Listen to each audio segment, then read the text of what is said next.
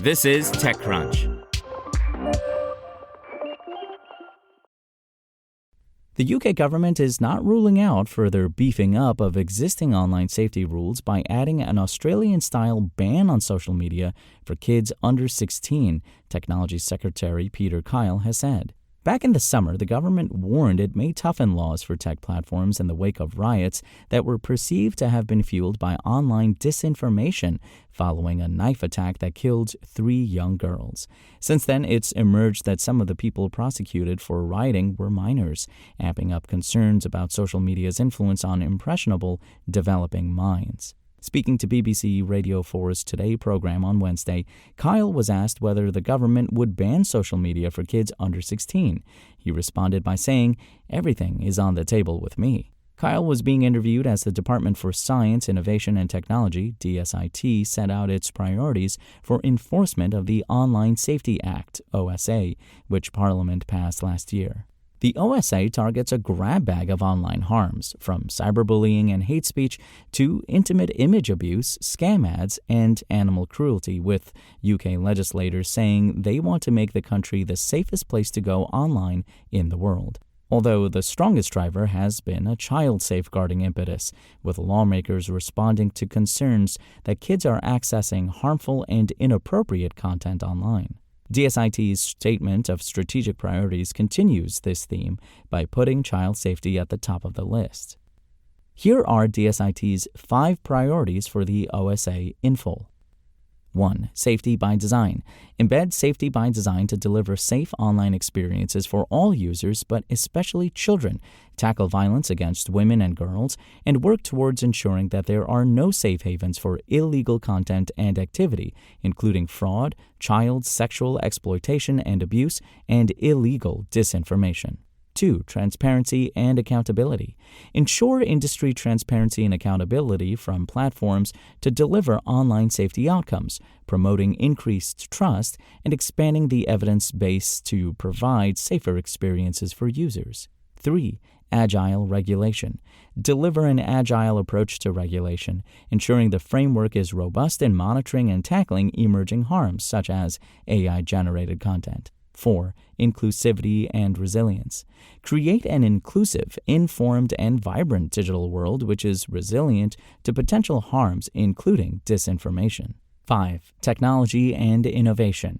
Foster the innovation of online safety technologies to improve the safety of users and drive growth. The mention of illegal disinformation is interesting, since the last government removed clauses in the bill that had focused on this area over freedom of speech concerns.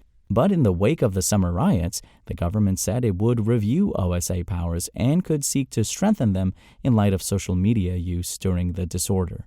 It is essential that we learn from these events and hold platforms to account for their part in securing the UK online information environment and safeguarding the UK from future crises, the government wrote.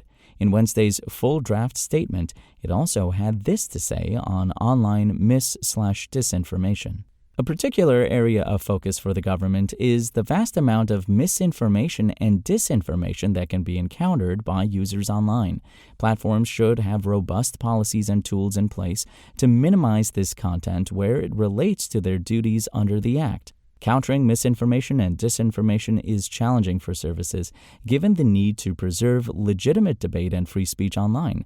However, the growing presence of disinformation poses a unique threat to our democratic processes and to societal cohesion in the UK and must be robustly countered. Services should also remain live to emerging information threats with the flexibility to quickly and robustly respond and minimize the damaging effects on users, particularly vulnerable groups. DSIT's intervention will steer how Ofcom enforces the law by requiring it to report back on the government's priorities. For over a year, Ofcom, the regulator tasked with overseeing internet platforms and services compliance with the OSA, has been preparing to implement the OSA by consulting and producing detailed guidance, such as in areas like age verification technology. Enforcement of the regime is finally expected to start from next spring, when Ofcom will actively take up powers that could lead to fines of up to 10% of global annual turnover for tech firms that fail to meet the law's duty of care. There are more powers which are being released to Ofcom.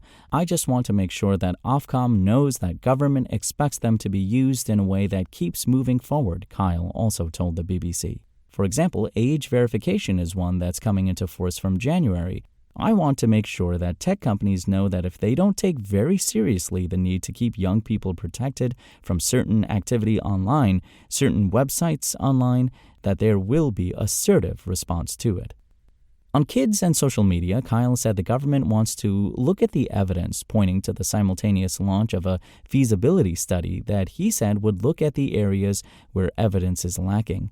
Per DSIT, the study will explore the effects of smartphone and social media use on children to help bolster research and strengthen the evidence needed to build a safer online world.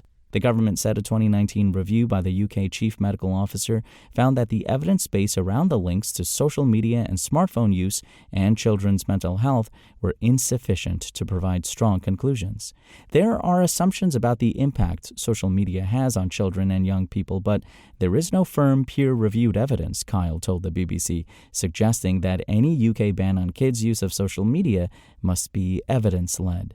During the interview with the BBC's Emma Barnett, Kyle was also pressed on what the government has done to tackle gaps that he had previously suggested the online safety law contained. He responded by flagging a change it's enacted that requires platforms to be more proactive about tackling intimate image abuse.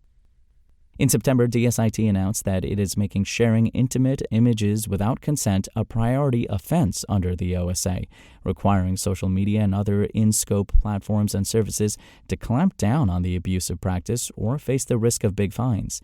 The move effectively bumped up the severity of the intimate image abuse sharing offense within the Online Safety Act, so platforms have to be proactive in removing the content and prevent it from appearing in the first place, DSIT spokesman Glenn McAlpine confirmed. In further remarks to the BBC, Kyle said the change has meant social media companies must use algorithms to prevent intimate images from being uploaded in the first place. They had to proactively demonstrate to our regulator, Ofcom, that the algorithms would prevent that material going on in the first place. And if an image did appear online, they needed to be taken down as fast as reasonably could be expected after being alerted, he said, warning of heavy fines for non-compliance. It's one area where you can see that harm is being prevented, rather than actually getting out into society and then us dealing with it afterwards, which is what was happening before, he added. Now, thousands and thousands of women are now prevented from having the degradation, the humiliation, and sometimes being pushed towards suicidal thoughts because of that one power that I enacted.